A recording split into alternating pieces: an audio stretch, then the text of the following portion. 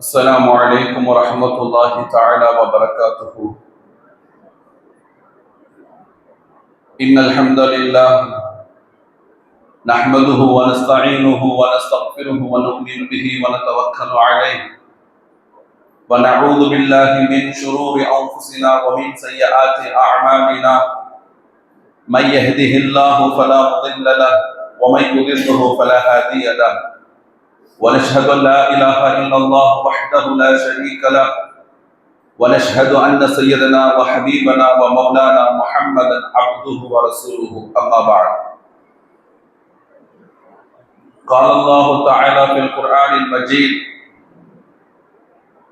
أعوذ بالله من الشيطان الرجيم.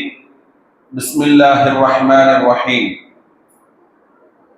لن ينال الله لحومها ولا دماؤها ولكن يناله التقوى منكم. وقال نبينا عليه الصلاة والسلام: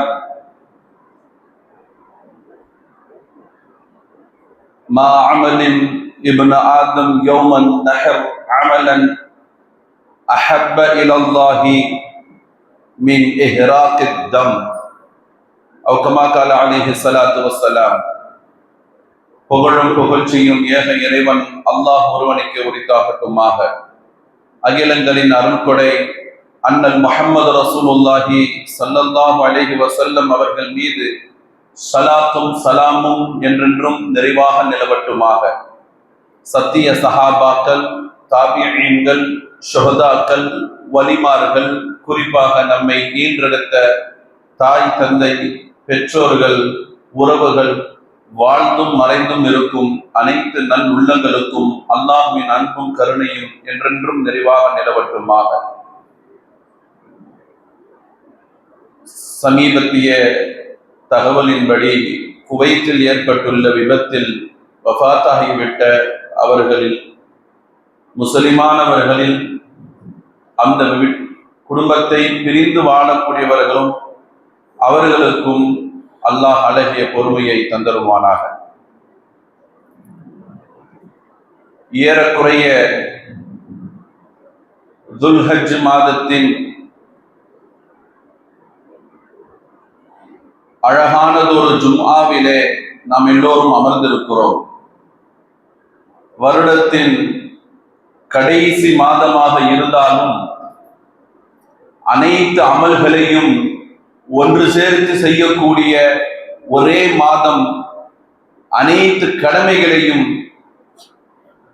செய்யக்கூடிய நல்ல சூழலை ஏற்படுத்தியிருக்கிற மாதம் இந்த துல்ஹஜ் மாதம். துல்ஹஜ் மாதத்தின் பல சிறப்புகளை கடந்த வெள்ளியின் ஜும்ஆ உரையிலே நாம் சொல்லியிருந்தோம். முக்கியமான குர்பானியும் உத்ஹியா என்று அறிவிக்கப்பட்டிருக்கிற கடமையாக்கப்பட்ட குர்பானியின் சிறப்புகளும் அதன் சட்டங்களையும், நாம் எதிர்நோக்கி இருக்கிற அரஃபா என்கின்ற அழகான நாள், சங்கைக்குரிய நாள், ஹாஜிகளுக்கு ஹஜ்ஜி என்றாலே அரஃபா என்று அருமைநாயகம் ரசூலின் வாயிலாக அறிவிக்கப்பட்ட நாள், அந்த நாளின் சிறப்பும் அந்த நோன்பை பற்றியும், நாம் எல்லோரும் எதிர்நோக்கி கொண்டிருக்கிற வருடத்தின் 2 பெருவிழாவாக, பெருநாளாக கொண்டாடக்கூடிய சூழலில் முஸ்லிம்களின் மீண்டும் இந்த வருடத்தின் 2வது பெருநாள் அழகான முறையிலே ஈதுல் அல்ஹா, அந்த நாளினுடைய மகத்துவத்தையும் சில குறிப்புகளாக இந்த ஜும்ஆவின் வாயிலாக உங்களோடு சில தகவல்கள். பெருமானார் ரசூலுல்லாஹி ஸல்லல்லாஹு அலைஹி வஸல்லம் அவர்கள் சிறப்புக்குரிய மாதங்கள் என்று எதை சொன்னார்களோ, அந்த சிறப்புக்குரிய மாதங்களின் வரிசையின் கடைசி மாதம் எதுவென்றால் அதுவும் இந்த துல்ஹஜ் மாதம் தான். இந்த துல்ஹஜ் மாதத்தை இவ்வளவு நான் சொல்லிக் கொண்டிருப்பதின் காரணம் நிறைய உண்டு. உலமாக்கள் சில விஷயங்களை ஆணித்தனமாக உறுதியாக சொல்கிற ஒரு அற்புதமான தகவல் உண்டு. இந்த நாளினுடைய துல்ஹஜ் மாதத்தின் முதல் 10 பகலை நாம் சர்வ சாதாரணமாக கடந்து கொண்டிருக்கிறோம். ரமலான் மாதத்தினுடைய இறுதி 10க்கு நாம் கொடுக்கிற மகத்துவம் எத்துணை தெரியுமா? எங்கெல்லாம் நம்முடைய தொழுகைகள் நிறைநாட்டி கொண்டிருந்தோம், எங்கெல்லாம் நம்மளுடைய கியாமுல் லைல் நிறைநாட்டி கொண்டிருந்தது, எந்த இரவிலே லைலத்துல் கத்ர் என்று நாம் தேடிக்கொண்டு அடைந்திருந்தோம், எங்கெல்லாம் நமக்கு சஹருடைய நாள், சஹருடைய வேலை, சஹருடைய நோன்பு பிடிக்கக்கூடிய ஆரம்ப நிலை இருந்தது, அந்த நேரத்திற்கு பின்னால் தஹஜ்ஜத்திற்கு நாம் கொடுத்த ஆர்வம், அந்த இரவை எப்படி ரமலானின் இறுதி பத்தை ஹயாத்தானதாக வைத்திருந்தோமோ, உலமாக்கள் சொல்லுகிறார்கள், பெருமக்கள், ரமலானினுடைய இறுதி பத்தின் பகலை விட துல்ஹஜ் மாதத்தின் முதல் பத்தின் பகல் ஆக சிறப்பிற்குரிய பகல் என்று சொல்கிறார்கள். என்றால் இந்த துல்ஹஜ் மாதத்தின் முதல் பத்தை நாம் கடைபிடிக்க வேண்டிய பல்வேறு கடமைகளில், பல்வேறு விஷயங்களில் நாம் முதலாவதாக கடைபிடித்தது எப்படி ஹாஜிகள் அவர்கள் எஹராம் அணிந்ததற்கு பின்னால் ஹதி என்று சொல்லக்கூடிய நாம் எப்படி குர்பானி கொடுக்கிறோமோ அவர்கள் ஹதி என்று கொடுப்பார்கள். அதையெல்லாம் முடித்து எஹராம் கலைகின்ற வரைக்கும் தங்களுடைய முடிகளையும் நகங்களையும் அவர்கள் எப்படி களையவதில்லையோ, நாமும் இந்த துல்ஹஜ் மாதத்தின் குர்பானி கொடுக்கக்கூடிய ஒவ்வொருவரும் அதே போன்று முடி, நகங்கள் ஆகியவைகளை, தாடி ஆகியவைகளை களைவதோ வெட்டுவதோ கூடாது என்ற ஒழுக்கத்தோடு தான் இந்த மாதத்திற்குள் நாம் நுழைந்திருக்கிறோம். இந்த மாதத்திற்கு ஏன் இப்படி ஒரு சிறப்பு? துல்ஹஜ் மாதத்தில் நாம் செய்யக்கூடிய நிறைய விஷயங்கள், அமல்கள் உண்டு. மற்ற மாதங்கள் கூட பிரத்யேகமாக சில அமல்களை செய்வோம். நோன்பு மாதத்தில் நோன்பு பிடிப்போம், தொழுகுவோம், ஜகாத் சதகாக்களை கொடுப்போம். ஆனால் நோன்பு மாதத்தில் ஹஜ்ஜை செய்திட முடியாது. நோன்பு மாதத்தில் அரஃபாவை போன்று, அரஃபாவுடைய தினத்தில் அரஃபாவில் நின்று செய்யும் அந்த துஆவை போன்ற மகத்துவம் நோன்பு மாதத்தில் நமக்கு கிடைப்பதில்லை. நோன்பு மாதத்தில் பிரத்யேகமாக சில அமல்கள், மற்ற மாதங்களில் தொழுகை போன்ற அமல்கள், சதக்கா போன்ற அமல்கள், தாய் தந்தையை உபகாரம் செய்யும் அமல்கள், எத்தனையோ விஷயங்கள் உண்டு. நட்பு சூழ, உறவுகள் சூழ, விருந்துகள் போன்ற நல்லுபசரிப்புகள், வாடிய வதைந்து போயிருக்கும் உள்ளங்களுக்கு உதவிக்கரங்கள் நீட்டுதல், ஏழை எளியவர்களை தேடி தேடி அலைந்து அவர்களுக்கு உதவி செய்யுதல், இவைகள் அனைத்தும் ஒட்டுமொத்தமாக ஒரே மாதத்தில் தொழுகையாக இந்த துல்ஹஜ் மாதத்தில் முழுக்க எல்லா கடமைகளையும் சரியாக நிறைவேற்றி வர வேண்டும். இரண்டாவது, இந்த மாதத்தில் நாம் நோக்கிற அரஃபாவினுடைய நோன்பு. மூன்றாவது, எப்படி மற்ற மாதங்களில் குறிப்பாக ரமலானில் சகாத்தை கொடுக்கிறோமோ இந்த மாதத்திலும் நாம் கொடுக்கிற இறைச்சிகள், நாம் வழங்குகிற உணவுகள், நாம் கொடுக்கிற பல்வேறு விஷயங்கள், அது பொருளாதார ரீதியாகவோ அல்லது தானியமாகவோ நாம் எப்படி ஈது பெருநாளில் ரமலானில் கொடுத்தோமோ இறைச்சிகள், இதையெல்லாம் நாம் கொடுக்கக்கூடிய பங்குகள் அனைத்தும் ஏழை எளியவர்களுக்கு முழுக்க முழுக்க கொண்டு போய் சேர்ப்பது. சொல்வார்கள், தமிழ்நாட்டில் மட்டுமல்ல உலகளாவிய அளவில் விவசாயிகளுடைய வாயில் இருந்து வரக்கூடிய வார்த்தை அது. நாங்கள் இஸ்லாமியர்களுடைய பண்டிகை வந்தால் மட்டும்தான் எங்கள் சந்தைகள் கோடிகளை தாண்டுகிறது. விவசாயிகளினுடைய அத்தனை நிலங்களும், விவசாயிகள் எங்கெல்லாம் நாங்கள் நட்ட போய் கொண்டிருப்போமோ எங்களுடைய அத்தனை லாபமும் நாங்கள் எப்பொழுதுடா இஸ்லாமியர்களுடைய பண்டிகை வரும் என்று, பக்ரீத் பண்டிகை எப்பொழுது வரும் என்று நாங்கள் காத்திருப்போம். ஆடு மாடுகள் போன்றவைகள் சந்தைகளில் விற்பனைகளில் கூடுதலாக எங்கள் பொருளாதார பலத்தையும் எங்கள் வளத்தையும் அதிகப்படுத்துவதற்கு இவர்கள் காரணம் என்று சொல்லுகிறார்கள். என்றால் பத்திரிகைகள் வாயிலில் நமக்கு கிடைக்கிற இத்தனை தகவல்களும் இந்த மாதத்தில் ஏழைகள் வாழ்கிறார்கள், விவசாயிகள் வாழ்கிறார்கள். அதே போன்று இந்த மாதத்திலும் செய்து விடாத அந்த 5வது கடமை ஹஜ்ஜையும் இந்த மாதத்தில் தான் நாம் செய்கிறோம். பெருமக்களே, இப்படி 5 கடமைகளின் ஒன்று போல் சேர்ந்து இருக்கிற தன்மையை ஏற்படுத்தியிருப்பது இந்த துல்ஹஜ் மாதத்தினுடைய மகத்துவம். எனவே இந்த மாதத்தில் நாம் கடக்கிற ஒவ்வொரு நொடிகளையும், ஒவ்வொரு நிமிடங்களையும், ஒவ்வொரு வக்துகளையும் சிறப்புக்குரிய வக்துகளாக, சிறப்புக்குரிய நேரங்களாக நாம் கடக்க வேண்டும். மற்ற மாதங்களை போன்று வெறும் தொழுகையாகவே மட்டும் இல்லாமல் கூடுதலாக சில பல நல்ல உபகாரங்களை இந்த மாதத்தில் இன்ஷா அல்லாஹ் நாம் செய்ய கடமைப்பட்டிருக்கிறோம். அல்லாஹ் உங்களுக்கும் எனக்கும் நம்முடைய சந்ததிகளுக்கும் மீண்டும் மீண்டும் ஹஜ்ஜி செய்யும் நல்ல பாக்கியத்தை அல்லாஹ் வழங்கிடுவானாக. இன்று மினாவில் இருந்து செல்லக்கூடிய ஹாஜிகளினுடைய ஹாஜ், நாளை அரஃபாவிலே அவர்கள் தங்கக்கூடிய நிலை, அவர்கள் என்னென்ன அமல்கள் செய்கிறார்களோ அதை ஒட்டுமொத்தமாக அல்லாஹ் கபூல் செய்து தருவானாக. அரஃபாவில் அவர்கள் கேட்கிற எல்லா துஆக்களையும் அல்லாஹ் ஒப்புக்கொள்ளப்பட்ட துஆவாக அல்லாஹ் ஆக்கி அருள் புரிவானாக. நமக்கும் அந்த அரஃபா மைதானத்தில் துஆ செய்யும் நல்வாய்ப்பை அல்லாஹ் நமக்கு ஏற்படுத்தி தருவானாக.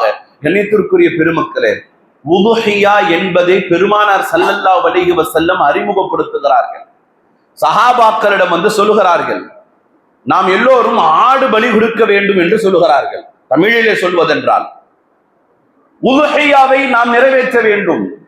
இதற்கு முன்னால் தொழுகையை தெரிந்தவர்கள், இதற்கு முன்னால் நோன்பை தெரிந்தவர்கள், இதற்கு முன்னால் தான தர்மங்களை வழங்குவது, பகிர்ந்து கொடுப்பது, கனிமத்து பொருட்களை எடுப்பது, பங்கிட்டு ஏழைகளுக்கு கொடுப்பது அனைத்தும் தெரிந்தவர்கள். மாஹாதிஹில் அல்லாஹி யா ரசூலுல்லாஹ், யா ரசூலுல்லாஹ், உதுஹியா என்றால் என்ன என்று கேட்கிறார்கள். ஸல்லல்லாஹு அலைஹி வஸல்லம் சொன்னார்கள், சுன்னத்து அபீக்கும் இப்ராஹிம். எடுத்த உடனே இங்க சாப்டருக்கு வரல ரசூலுல்லாஹ். உதுஹியா என்றால் என்ன? அல்லாஹ் எனக்கு உத்தரவிட்டு இருக்கிறான், நாம ஒரு ஆடை எடுத்து வசதி உள்ளவர்கள் கொடுக்கணும் என்றெல்லாம் நேர விஷயத்திற்கு போகல. பெருமானார் சொல்லுகிற வார்த்தையை கவனிக்கணும். சுன்னத்து அபீக்கும் இப்ராஹிம், உங்களுடைய தந்தை இப்ராஹிமினுடைய சுன்னத் என்றார்கள் பெருமானார் ஸல்லல்லாஹு அலைஹி வஸல்லம். இந்த இடத்துல ஒரு விஷயத்தை நினைவு கொள்ள வேண்டும். ரசூலினுடைய ஹதீஸில் பல்வேறு இடங்களில் என்னுடைய தந்தை இப்ராஹிம் என்று ரசூலுல்லாஹி ஸல்லல்லாஹு அலைஹி வஸல்லம் சொல்லி இருக்கிறார்கள். என்னுடைய தந்தை என்று சொல்லி இருக்கிறார்கள். இந்த இடத்தில் ரசூலுல்லாஹ் பயன்படுத்துகிற வார்த்தை மின் சுன்னத்தி அபீக்கும் இப்ராஹிம், உங்களுடைய தந்தை இப்ராஹிம் அலைஹி ஸலாத்து வஸ்ஸலாம் என்று சொல்லுகிறார்கள். ஏன் உங்களுடைய தந்தை இப்ராஹிம் என்று சொல்லணும்? பெருமக்களே, ஸல்லல்லாஹு அலைஹி வஸல்லம் அவர்கள் கூடுதல் உறவை நமக்கு ஏற்படுத்தி கொடுக்கிறார்கள்.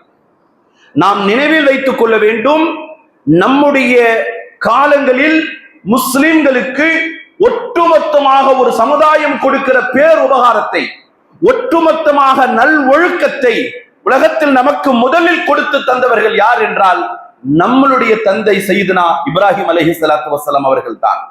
எனவே தான் இப்ராஹிம் அலைஹிஸ்ஸலாத்து வஸ்ஸலாம் அல்லாஹ்வினுடைய நேசர் என்ற பெயரை வாங்கினவர்கள் ஹஜ்ரத் இப்ராஹிம் அலைஹிஸ்ஸலாத்து வஸ்ஸலாம். பெருமானார் ரசூலுல்லாஹி ஸல்லல்லாஹு அலைஹி வஸல்லம் சஹாபாக்களுக்கு எந்த சுன்னத்தை அவர்கள் அறிமுகப்படுத்தினாலும் எனது என்று சொல்வதை விட ரசூல் ரொம்ப நேசித்தது என்றால் உங்களுடைய தந்தை இப்ராஹிமுடைய சுன்னத் என்று சொல்வார்கள். இது என்னுடைய தந்தை இப்ராஹிமுடைய வழி என்று சொல்வார்கள். உலகத்தில் எந்த நபிமார்களுக்கும் கொடுத்திடாத, எந்த நபிமார்களிடமும் இருந்திடாத, எந்த நபிக்கும் கடமையாக்கப்படாத அற்புதமான ஒரு தன்மையை அல்லாஹ் இந்த உம்மத்துக்கு கொடுத்திருக்கிறார். அதிலே குறிப்பாக குர்பானி. ஸல்லல்லாஹு அலைஹி வஸல்லம் என்று சொன்னார்கள், ஃபமாலனா யா ரசூலல்லாஹ், நாங்க உதுஹியானா என்ன என்று கேட்கிறோம், நீங்கள் சொல்லுகிறீர்கள் இப்ராஹிமுடைய சுன்னத், உங்களுடைய தந்தை இப்ராஹிம் அலைஹிஸ்ஸலாம் சுன்னத் என்று, இதுல எங்களுக்கு என்ன இருக்கிறது என்று கேட்கிறார்கள். அடுத்த விஷயத்துக்கு வராங்க. அதாவது நம்மள மாதிரி கேட்கிறது. நாம சஹாபாக்களுடைய விஷயத்துல ஒரு விஷயத்தை கவனிக்கணும். குர்பானி கொடுக்கணும் என்று இருந்தால், உதுஹியா கொடுக்கணும் என்று இருந்தால் ரசூல் சொன்னால் அப்படியே அதை செய்து விடுவார்கள். அதுல மாற்று கருத்து கிடையாது. இந்த உம்மத்திற்கு ஒரு செய்தி இருக்கிறது. இந்த உதுஹியா கொடுப்பதிலே எங்களுக்கு என்ன யா ரசூலல்லாஹ்?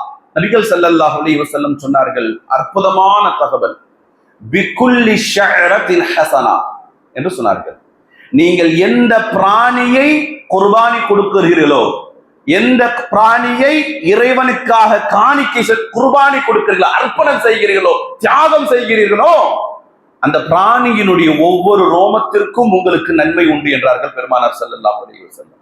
உடனே அவர்கள் எல்லாம் கேட்டார்கள், யா ரசூலல்லாஹ், அப்போ சௌஃப் என்று சொல்லக்கூடிய நிறைய ரோமங்கள் போர்த்தி இருக்கிற பிராணிகளாக இருந்தாலுமா என்று கேட்டார்கள். நிறைய ரோமங்கள் இருந்து அப்படி பிராணிகள் இருக்கு இல்லையா, அப்படி ஆடுலாம் இருக்கு இல்லையா சில தேசங்கள்ல, அப்படிப்பட்ட பிராணிகளா? ஆம் என்றார்கள் பெருமானார் ஸல்லல்லாஹு அலைஹி வஸல்லம்.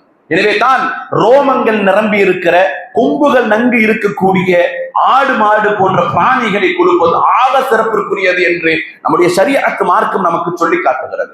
பெருமக்களே, குர்பானியினுடைய ஆடு மாடு போன்றவைகளை நாம் கொடுக்கக்கூடிய நாட்கள் அரஃபாவுடைய நாளின் அடுத்து ஐயாமு தஷ்ரீக் என்று சொல்லக்கூடிய ஈது பெருநாளை தொடர்ந்து வரக்கூடிய 3 நாட்கள், பிறை 10, பிறை 11, பிறை 12, இந்த 3 நாட்களுக்குள் குர்பானி கொடுப்பது மிக முக்கியமான விஷயம். குர்பானி வாஜிபான ஒன்று, கடமையான ஒன்று. யாருக்கு யாருக்கு ஜகாத் கடமையோ அவர்களுக்கு கடமையான ஒன்று. யாருக்கு ஜகாத் கடமை என்றவுடன் நாம் எல்லோரும் நோன்பு மாசத்திற்கு போயிடக்கூடாது. ஒரு வருஷத்திற்கு நமக்கு இருக்க வேண்டிய அந்த பொருளாதாரம் முடிந்ததற்கு பின்னால்தானே இது கடமை என்று வந்துடக்கூடாது. குர்பானி என்பது ஜகாத்தினுடைய சட்டத்தை போன்றே.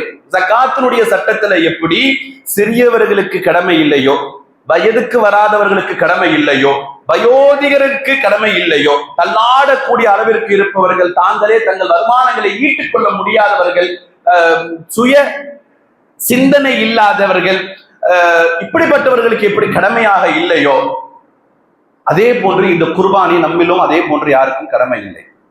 ஆனால் இதுல ஒரு சின்ன விஷயம் மட்டும் மாற்றம். ஜகாத்திற்கு எப்படி வருஷம் முழுக்கோ இது வருஷம் முழுக்க என்ற அந்த சட்டத்தின் கீழ் இது வந்து விடாது. இது பிறை 8 முதல், அதாவது துல்ஹஜ் மாதத்தின் பிறை 8 முதல் பிறை 13 நாள். எந்த பிறை 13? அந்த 10, 11, 12, 13 தக்பீர் சொல்லக்கூடிய நாட்கள் இருக்கிறது இல்லையா? இந்த நாட்கள், இந்த 8 முதல் 13 வரைக்கும் வெள்ளியினுடைய அளவை எடுத்து பார்ப்போம். ஒரு 48,000 ரூபாய் இன்னைக்கு இருக்கக்கூடிய கணக்குக்கு 48 ஒரு 50 ரூபாய் இருக்குதுன்னா, என்னுடைய தேவை போக 48, 50 ரூபாய் இருந்துச்சுன்னா எடுத்து குர்பானி கொடுத்துடணும். இது குர்பானியினுடைய கடமை. நிறைய பேர் ஜகாத்து கடமை என்ற அளவுக்கு பெரிய பட்டியலில் போயிடக்கூடாது. எனக்கு ஒரு வருஷமா என் பாக்கெட்ல இருக்கு, எனக்கு ஒரு வருஷமா என் சேமிப்புல இருக்கு என்றெல்லாம் இல்லை. இந்த 5 நாட்களில் இருந்ததாலே இவர்கள் இது குர்பானி கடமை. குர்பானியை கொடுக்கக்கூடியவர்கள் ஆட்டை கொடுப்பது ஆக சிறப்பு. பெருமக்களே, நிறைய பேரை பார்க்கிறேன். நான் சொல்லுகிறேன் என்று வருத்தப்படுத்தி விட வேண்டாம். ஏன்னா நமக்கு தெரியும் இல்லையா யாரு வசதியாக இருக்கிறார்கள், யாரு வசதி அல்லாஹ் அறிவான். ஆனால் இங்கு நிறைய பொருட்களை, நிறைய நிலங்களை, நிறைய கட்டிடங்களை, நிறைய விஷயங்களில் ஈடுபடக்கூடியவர்கள் குர்பானிக்கு கூட்டு குர்பானிலே இறங்குவது என்பது ஒரு வருத்தமான செய்தியாக இருக்கிறது. கூட்டு குர்பானி என்பது வரவேற்கத்தக்கது, ஷரியஅத் அனுமதிக்கிறது. ஆனால் நல்லா தெரிஞ்சுக்கணும், பெருமானார் ஸல்லல்லாஹு அலைஹி வஸல்லம் கொடுத்த குர்பானி என்பது 10 ஆண்டுகளும் தொடர்ந்து கொடுத்தார்கள். இந்த ஆண்டு கொடுத்த அடுத்த ஆண்டு கொஞ்சம் கஷ்டம் அப்படின்னு விடல. 10 ஆண்டுகள் கொடுத்தார்கள், 10 ஆண்டுகளும் தொடர்ந்து கொடுத்தார்கள். 10 ஆண்டும் ஆடைத்தான் கொடுத்தார்கள் பெருமானார் ரசூலுல்லாஹி ஸல்லல்லாஹு அலைஹி வஸல்லம். ஆயிஷா ரலியல்லாஹு அன்ஹா அவர்கள் அழகா சொல்லி காட்டுவாங்க. ரசூலுல்லாஹுடைய குர்பானி எப்படி இருந்துச்சுன்னு கேட்டாங்க. ரசூலுல்லாஹுடைய குர்பானி எப்படி இருந்துச்சு? ஸல்லல்லாஹு அலைஹி வஸல்லம் குர்பானிய சாதாரணமா எல்லாரும் மாதிரி அந்த ஆடை பிடிப்பாங்க. அந்த ஆடை பிடிச்சிட்டு கீழே படுத்து மேல வச்சு அறுத்தாங்க, பிஸ்மில்லா அல்லாஹ் அக்பர் சொன்னாங்க, முடிச்சிருக்கலாம். ஆனா ஆயிஷா ரலியல்லாஹு அன்ஹா அவர்கள் ரொம்ப அழகா தத்ரூபமா பெருமானார் நின்று குர்பானி கொடுத்தால் எப்படி கொடுப்பார்களோ அப்படியே அறிவிக்கிறார்கள் ஆயிஷா சித்திகா ரலியல்லாஹு அன்ஹா. ஸல்லல்லாஹு அலைஹி வஸல்லம் ஆடை பிடிப்பார்கள். அந்த ஆடு பூர்த்தியானதாக இருந்த 2 வருடமாக இருந்த ஆடு, நல்ல ஒரு செழிப்பான ஆடு, மேலே வெண்மையாகவும் கீழே ஆட்டுக்கு கீழே இருக்கக்கூடிய பகுதி கருப்பும் சேர்ந்த ஒரு ஆடு, நல்ல கம்பீரமான ஒரு ஆடு, கொம்புகள் இருந்த ஆடு. பெருமானார் தங்களுடைய தோள்வதத்தை கொண்டு ஆட்டை சரித்தார்கள். அந்த ஆட்டின் காலை பெருமானார் தங்களுடைய 2 காலுக்கு நடுவிலே வைத்து ஒரு பிடி பிடித்தார்கள். அப்படியே ஆடும் பெருமானாரும் கிபிலாவை முன்னோக்கியவாறு நின்றார்கள். கையிலே எடுத்தார்கள். ரசூலுல்லாஹ் பிஸ்மில்லா சொல்லி அல்லாஹும்ம, ரசூலுல்லாஹ் இப்படி ஒரு துஆ செய்தார்கள். பிஸ்மில்லாஹி அல்லாஹு அக்பர் என்று சொல்வதற்கு முன்னாடி அல்லாஹும்ம ஹாதா மின்க வ இலைக்க, யா அல்லாஹ் இது உன்னிடத்திலிருந்து வந்தது, இது உனக்கே நான் தருகிறேன் என்று குர்பானி கொடுத்தார்கள் என்றார்கள் ஆயிஷா சித்திகா ரலியல்லாஹு தஆலா அன்ஹா. ஒரு வதை செய்கின்ற அளவிற்கான ஒரு பிராணியை வதை செய்பவர்களாக இல்ல, ஒரு பிராணியை கண்ணியப்படுத்தும் முகமாக பெருமானார் ரசூலுல்லாஹி ஸல்லல்லாஹு அலைஹி வஸல்லம் அவர்கள் கொடுத்த அந்த அற்புதம், ஆயிஷா சித்திகா ரலியல்லாஹு அன்ஹா அவர்கள் கொடுத்த அற்புதமான தகவல். பெருமக்களே, நீங்கள் கொடுக்கிற குர்பானியை அல்லாஹ் கபூல் செய்வானாக. சாதாரணமான நன்மை என்று நினைத்து விடாதீர்கள். குர்பானி என்பது வெறும் ரத்தம் ஓடுவது என்று நீங்கள் நினைத்து விடாதீர்கள். அந்த ரத்தம் அந்த இடத்திலே படுவதற்கு முன்னால் ஹதீஸ் சொல்கிற வார்த்தையை கவனியுங்கள். ஹதீஸ் சொல்கிற வார்த்தை, மா அமலின் இப்னு ஆதம் யௌமன் நஹர், யாருக்கு வசதி இருக்கிறதோ, யாரு கடமையோ, யாரு கொடுக்க வேண்டும் என்று நினைக்கிறார்களோ, அந்த ஈது பெருநாள் அன்று அறுபடுகிற அந்த நாளில் அன்று ஆதமின் மக்கள் செய்யும் எவ்வளவு பெரிய அமலாக இருந்தாலும், ஒரு உதாரணத்திற்கு 15,000 ரூபாய் ஆடு, 20,000 ரூபாய் ஆடு, ஆடெல்லாம் என்னால கொடுக்க முடியாது, நான் ஒரு 1 கோடி ரூபாய் தந்துடுறேன், இதை நீ யாருக்காவது போய் சதக்கா செய்யணும் ஒருத்தர் சொல்றாருன்னு வச்சுக்கீங்க, அந்த 15,000 ரூபாய் ஆடு இருக்கு பாருங்க, அந்த ஆடு கொடுத்ததற்கு இந்த 1 கோடி ஈடே ஆகாது. இதான் ஹதீஸ், ஷரியஅத். ஏன் கொடுக்கணும், எதற்கு ஷரியஅத் எதை சொல்கிறதோ அதுதான். ஹதீஸ் வருகிறது, அஹப்ப இலல்லாஹி மின் இஹ்ராகித் தம், அந்த நாளில் ரத்தம் ஓட்டுவதை விட அல்லாஹ்விற்கு வேற எந்த அமலும் மிக சிறப்பான அமல் அல்ல. எல்லோரும் கொடுங்கள் பெருமக்கள், வாய்ப்பு இருப்பவர்கள் கொடுங்கள், யோசிக்கவே யோசிக்காதீர்கள். ஆடை கிலோ போட்டு வாங்குற கருமித்தனத்தெல்லாம் கொஞ்சம் குறைச்சிக்கிங்க. இந்த குர்பானியில கறி எத்தனை கிலோ வரும்? ஒரு 12 கிலோ வருமா, ஒரு 15 கிலோ வருமா? எனக்கு மாமி சாச்சி எல்லாம் இந்த வாட்டி எல்லாம் ஊர்ல இருந்து இங்க கிளம்பி வந்துட்டாங்க, கொஞ்சம் ஆடு பக்குவமா கறியா இருக்கா, கறி கிலோ போட்டு வாங்கக்கூடாது. குர்பானியில ஆடு விலை பேசி குர்பானி வாங்கணும், விலை பேசி ஓகே அப்படி வாங்கணும். இதுதான் குர்பானி ஆட்டை வாங்கக்கூடிய கண்ணியம்.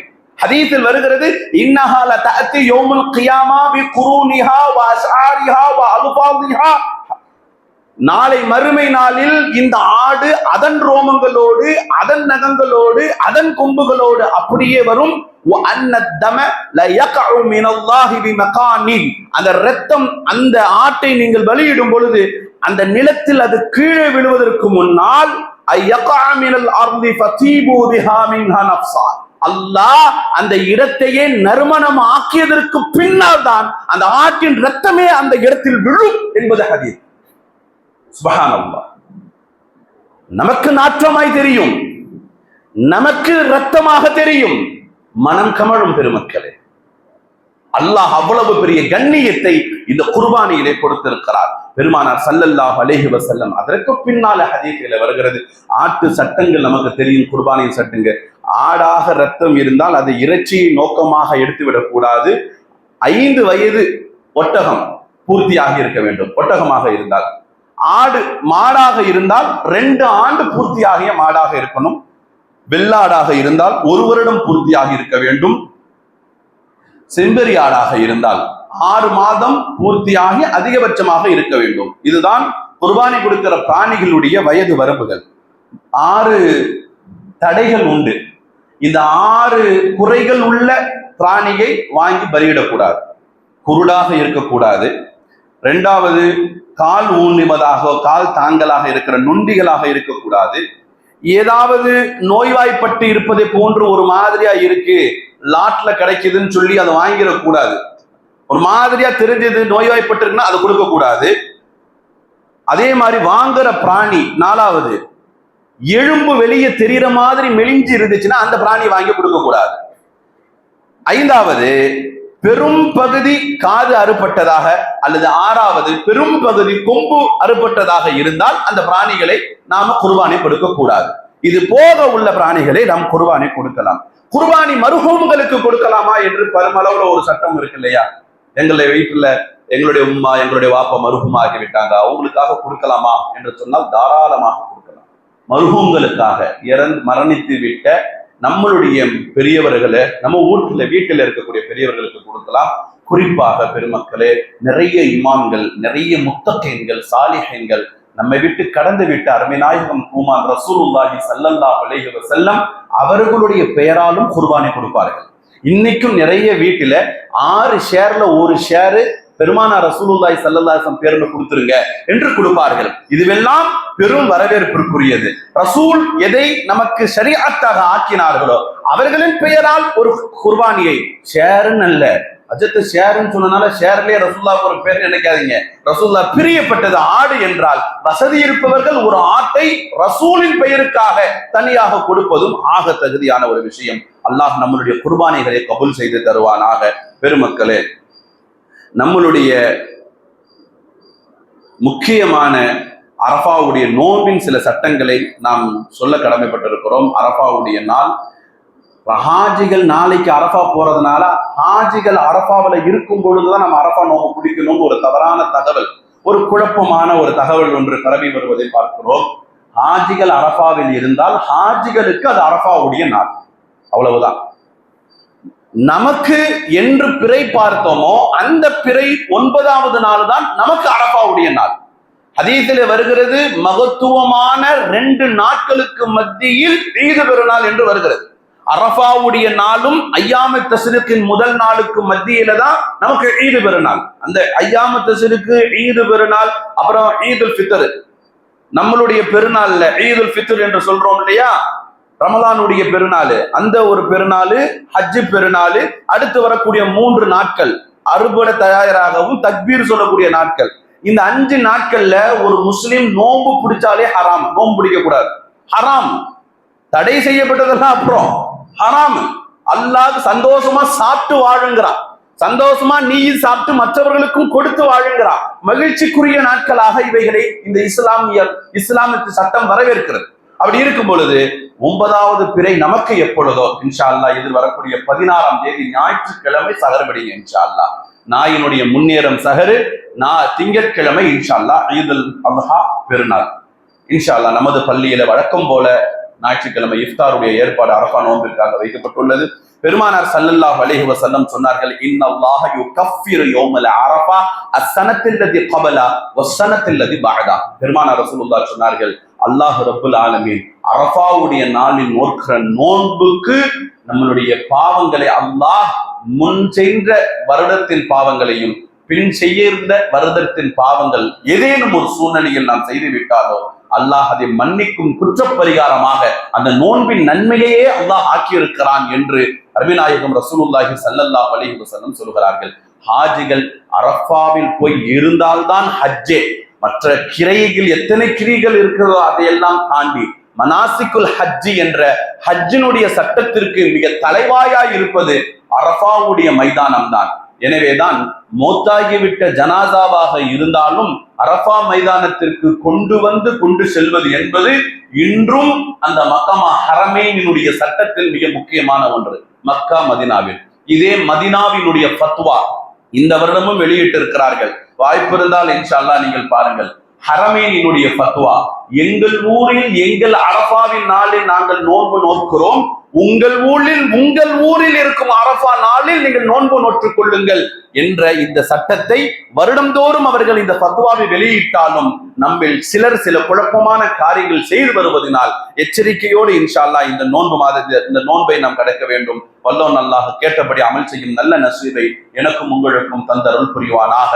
வஆஹிரு தஅவானா அல்ஹம்துலில்லாஹி ரப்பில் ஆலமீன். மஸ்ஜித் ரஹ்மான் நமது பள்ளிவாசலில் ஈதுல் அல்ஹா பெருநாள் தொழுகையினுடைய அறிவிப்பு. இன்ஷா அல்லாஹ் 17ஆம் தேதி பெருநாள் தொழுகை திங்கட்கிழமை காலை சரியாக 7 மணிக்கு தக்பீர் துவங்கிவிடும். தொடர்ந்து இன்ஷா அல்லாஹ் 7:15 பயானம், 7:30 ஜமாஅத் தொழுகை, ஈது பெருநாள் தொழுகை நடைபெறும். தாமதிக்க வேண்டாம். நிறைய பேர் குர்பானி கொடுக்க இருப்பதினால் எல்லோரும் நலனை கருதி விரைவாக நீங்கள் தக்பீருக்கே வந்து சேர்ந்து விடுமாறு அன்போடு கேட்டுக்கொள்ளப்படுகிறது. எதிர்வரக்கூடிய காலங்கள், அதாவது பிறை 10 நம் அரஃபாவுடைய நாளில் இருந்து ஞாயிற்றுக்கிழமை சுபுகில இருந்து 23 வக்துகள், ஒவ்வொரு வக்துக்கு பின்னாலும் தக்பீர் சொல்ல வேண்டும். ஆணோ பெண்ணோ, ஜமாத்தாக தொழுதாலோ அல்லது தனியாக தொழுதாலும் தொழுது முடிச்ச பிறகு தக்பீர் சொல்ல வேண்டும். ஸல்லல்லாஹு அலைஹி வஸல்லம் சொன்னார்கள், இந்த 23 வக்துகளில் தக்பீரை கண்ணியப்படுத்துபவர்களை அல்லாஹ் கண்ணியப்படுத்துகிறான். அப்படி அற்புதமான ஒரு நல்ல தகவல் இருக்கிறதுனால் ஒரு அழகான வழி இருக்குது. 3 முறை என்பதல்ல, ஒரு முறையோ அல்லது 3 முறையோ சொல்லிக் கொள்ளலாம்.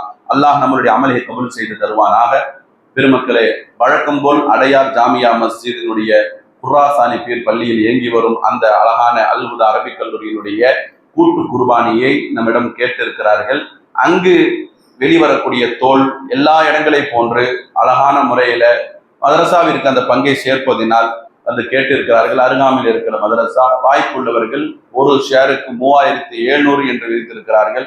தேவை உள்ளவர்கள் பயன்படுத்திக் கொள்ளுமாறு அன்போடு கேட்டுக்கொள்ளப்படுகிறது. உங்களுடைய பணம் தொகையை கொடுத்து பள்ளியினுடைய இமாமிடமே ரசீது பெற்றுக் கொள்ளலாம். அஸ்ஸலாமு அலைக்கும் வரஹ்மத்துல்லாஹி வபரகாத்துஹு.